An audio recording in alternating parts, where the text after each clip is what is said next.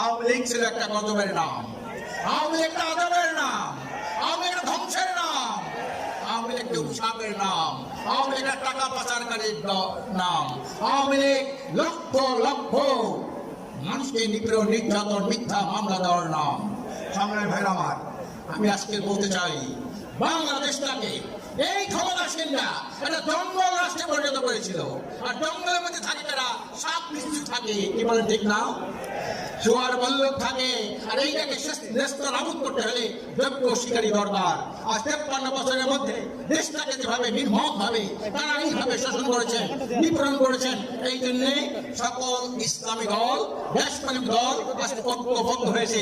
আমি সবাইকে বলি, এই ঐক্য না থাকলে যদি আবার ফ্যাসিস্ট এই দেশে যদি আবার এই দেশে আসতে পারে, যদি আসতে পারে, ক্ষমতা নিতে পারে, পীরের চামড়া কিন্তু আর থাকবে না। এই জন্যে এখন থেকে